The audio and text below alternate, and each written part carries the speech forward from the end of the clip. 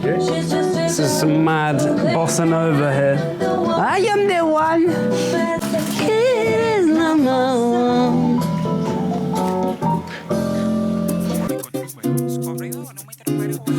I'm Isaac Waddington and I'm a singer-songwriter/producer.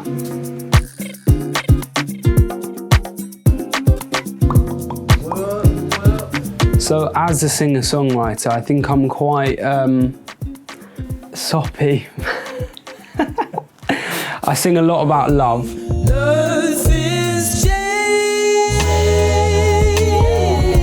Well, I think firstly I'm really lucky to be able to do what I do. Not a lot of people get to really pursue what they want to do. I just sort of knew that I was going to be in music, whatever that was. I do it because I get huge amounts of enjoyment from seeing people's reactions. I think probably the hardest bit about the journey so far is the self-analysing, I think. And for me, because I've been isolated and literally in this corner for the last 2 years, I've sort of like hit a lot of like walls and barriers where I've been like, who am I as an artist? What do I want people to see? And I think that is quite stressful and has been like, who am I? What am I doing? And I think that question comes up every day, for sure. Yeah. That's tough. I don't know, say I'm feeling like I wanted to do like a really heavy boom bap track or something, like hip hop, then I just do it.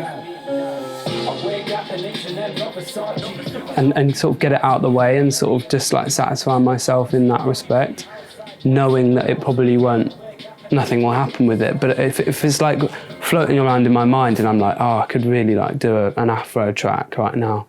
And that's why I've got so much stuff. It's because I just do it. It's like an itch. If I've got an itch in here, I'll itch it. I think that is like quite a sad thing, is that I want to be completely free to do whatever with my music. And I sort of can do that, but I can't live like that. I have felt as though I have to sacrifice some of my sort of random creativity to hone in on what people want from me as an artist. Because I chose to be an artist, and with that comes your audience and your fans, and they react better to some things and worse to some.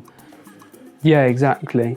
I think that's the thing with being creative or being a creative, which I think everyone is.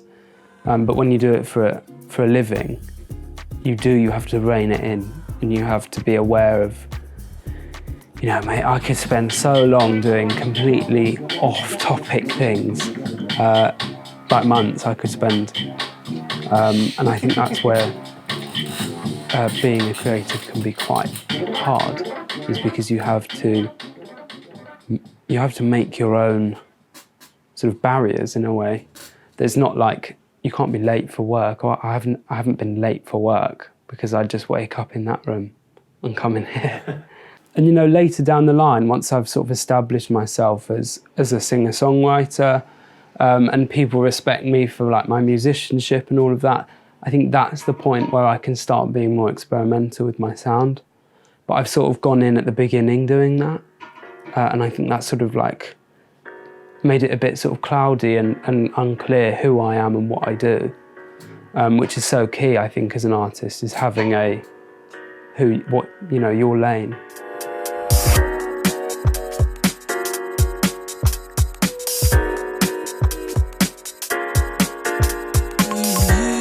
Well, mate, I often think to myself, like, it'd be so sick to be able to go back.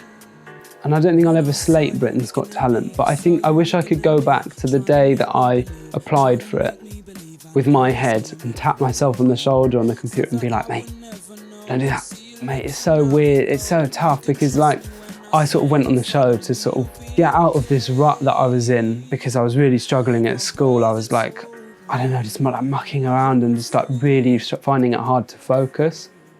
I would probably have started creating myself as an artist and started doing all of the experimenting that I'm sort of doing now, then, and listen to loads of stuff, make loads of stuff, and sort of not get it out my system, but just sort of get those initial, the excitement of like producing is that like it's just a huge wide world of like whatever.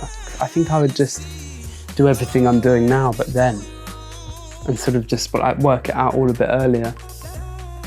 I suppose I'm still still in my teens, so I've got some time.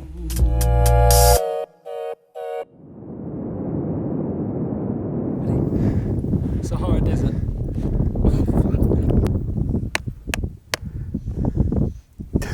Reebok sponsor me, I'll ruin your shoes.